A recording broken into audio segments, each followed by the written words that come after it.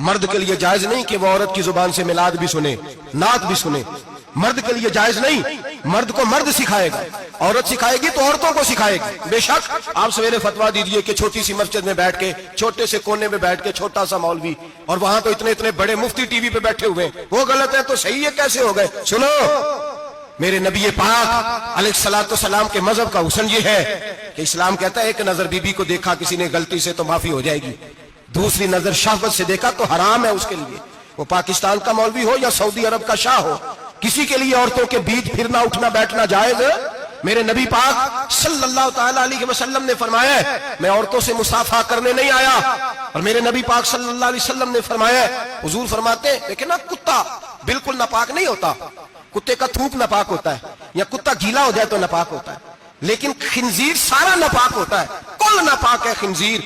نبی پاک نے فرمایا خنزیر بھی ہو اور گند میں لتھڑا ہوا بھی ہو، پیشاب میں لتھڑا ہوا ہو، گوبر میں لتھڑا ہوا ہو، پخانے اور فضلے میں لتھڑا ہوا خنزیر ہو، اس کا جسم تیرے ساتھ ٹکرا جائے تو اتنا برا نہیں جتنا غیر محرم عورت کا وجود تیرے ساتھ ٹکرا جائے تو برا ہے.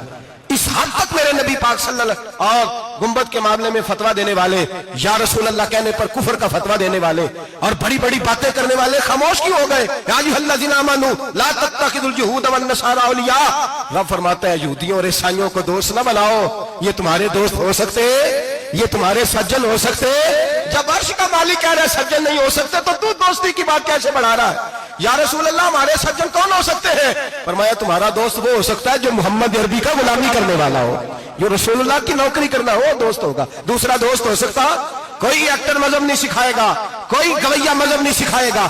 حضرت جناب سیدنا جنید بغدادی، بغداد کے پیر سے کسی نے پوچھا تھا آج سے 1100-1200 سال پہلے، وہ تو زمانہ ویسے نیکی اور پرہیزگاری کا تھا، کہ بابا جی مرد اور عورت نیک ہو، بغیر پردے کے، بغیر حجاب کے، بغیر دیوار کے بیٹھ کر ایک دوسرے کو دین سکھا سکتے ہیں؟ حضرت صاحب بتائیے، مرد اور عورت نیک ہو تو بغیر پردے اور حجاب کے ایک دوسرے کو دین سکھا سکتے ہیں؟ تو حضرت جنید بغدادی فرمانے لگے سکھانے والا حسن بصری ہو اور سیکھنے والی رابعہ بصری ہو تو پھر بھی بغیر پردے کے بیٹھنے کی اجازت نہیں. تو مفتی صاحب کو اجازت کس نے دی؟ مولانا صاحب کو اجازت کس نے دی؟ بڑا وہ نہیں ہوتا جو ٹی وی پہ زیادہ آتا ہے، بڑا وہ ہوتا ہے جو رسول اللہ کے دین پہ عمل زیادہ کرتا ہے. حضرت عبداللہ ابن مسعود رضی اللہ تعالیٰ عنہ فرماتے ہیں زیادہ باتیں کرنے والا عالم نہیں ہوتا. حضور پھر عالم کون ہوتا ہے؟ فرمایا پڑھو قرآن، انما یخشی اللہ من عبادہ العلماء. فرمایا بڑا عالم وہ ہوتا ہے جو اللہ سے زیادہ ڈرتا ہے، اس لیے کہ رب فرماتا ہے میرے بندوں میں سے جو عالم وہ ہیں جو اللہ سے زیادہ ڈرتے ہیں، خوف رکھتے ہیں. تو میرے بھائی رمضان المبارک میں بچنا ہے، پرہیز کا وقت ہے، تو کوئی شخص بھی کوئی شو نہ دیکھے، میری منت ہے آپ حضرات، کوئی شو نہ دیکھے. عورت کا تو پردہ ہے تو ہمیں تو تماشے پہ لگا دیا گیا، عجیب قسم کے ایکٹر آ گئے اور مذہب سکھا رہے ہیں. میری اپیل ہے آپ سے کہ سحری افطاری کے وقت ٹیلی ویژن بند رکھیں. کیا چیز کھول کے رکھیں؟ یا قرآن کھول کے رکھیں یا رسول اللہ کا فرمان کھول کے رکھیں. اللہ رسول کی طرف توجہ رکھیں، وہ سیکھنے سکھانے کا وقت ہے. چھوڑے گویوں سے دین سیکھا جائے گا، ہمیں کوئی شکوا نہیں. یہ پکی توبہ کریں، سویرے آئیں آ کے دین سکھائیں. اور میں ان سے بھی اپیل کروں گا کہ آؤ دین سکھاؤ. حضرت فضیل بن عیاض فرماتے ہیں میں ڈاکو تھا، کبھی کبھی چھپ چھپا کے جمعہ پڑھا کرتا تھا، پھر میں نے توبہ کی تو سچی توبہ کی، پھر میں نے توبہ کی تو رب کو راضی کرنے والی توبہ کی، پھر میں نے توبہ کی تو چھوڑی ہر شے، غریبوں کا لوٹا ہوا مال واپس کیا، جس کے پیسے نہ دے سکا اس کے گھر میں جا کے اس کی بھینسوں کو چارہ ڈالا، اس کے اونٹوں کی خدمت کی، میں نے قرضے چکائے. فرمایا میں سچی توبہ کر کے مسجد آیا، جس خطیب کے پیچھے میں جمعہ پڑھا کرتا تھا وہ میرے ہاتھ بیعت کر کے مرید ہو گیا. اللہ تبارک و تعالیٰ نے اپنے بندوں کے دل میری طرف پھیر دیے. پھر تمہیں اس میں انعام دینے کی ضرورت نہیں پڑے گی، پھر تم کٹیا نشین بن کے بھی دین پھیلاؤ گے تو اللہ اس میں تاثیر پیدا فرما دے گا. تو روزے کا معنی رکنا ہے. روزے کا معنی بولیے، روزے کا معنی رکنا. کس سے؟ جھوٹ سے، غیبت سے، بدی سے، بد نگاہی، کھانے پینے. روزہ کس پہ فرض ہے؟ امیروں پہ کہ غریبوں پہ؟ جی کہنے میں تو کام ہی، میرا تو کام ہی محنت مزدوری والا، میں کیسے روزہ رکھوں؟ میں تو دیہڑی لگاتا ہوں تو روزہ کیسے رکھوں؟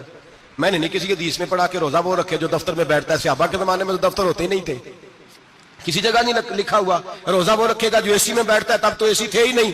حضرت ابوبکر صدیق رضی اللہ تعالیٰ عنہ سے لے کر جناب بلال تک سارے اپنے ہاتھ سے کام کرتے، سارے اپنے ہاتھ سے کام کرتے سارے. حضرت عمر فاروق رضی اللہ تعالیٰ عنہ خلیفہ وقت ہونے کے باوجود مال غنیمت کے اونٹ چرنے جاتے تھے تو چراگاہ میں چھوڑنے میں جاتے تھے، لینے بھی آتے تھے واپس. सारे लोग अपने हाथों से मुशक्कत वाले काम करते। हजरत बिलाल मजदूरी करते, सलमान फारसी मजदूरी करते, मिकदाद मजदूरी करते, सहाबा मजदूरियां करते, रोजे रखते। और रमजान के जाने का वक्त होता तो दर रसूल पे खड़े होकर अर्ज करते, महबूबा दिल नहीं भरा, दिल करता है कभी रब सारा साल ही रोजे अता करे, सारा साल रमजान दे तो हम सारा साल रोजे रखने को तैयार है। जज्बा था, ताकत थी, हिम्मत थी। आज नौजवान लड़का है, कहता है मुझसे भूख बर्दाश्त नहीं होती। मेरे भाई, रब बीमारी ला देना, अल्लाह से दुआ मांगे, अल्लाह शिफाए अता फरमाए, और दुआ करें अल्लाह आजमाए से महफूज फरमाए। आप यकीन करें, मैंने लोगों को देखा है, हलक से कतरा नहीं उतरता, खुराक की नाली लगी हुई है, आला ग़िज़ाएं पकी हुई पड़ी है, अर्श का मालिक कहता है मैं तेरे हलक से गुजरने नहीं दूंगा, कानून बन गया।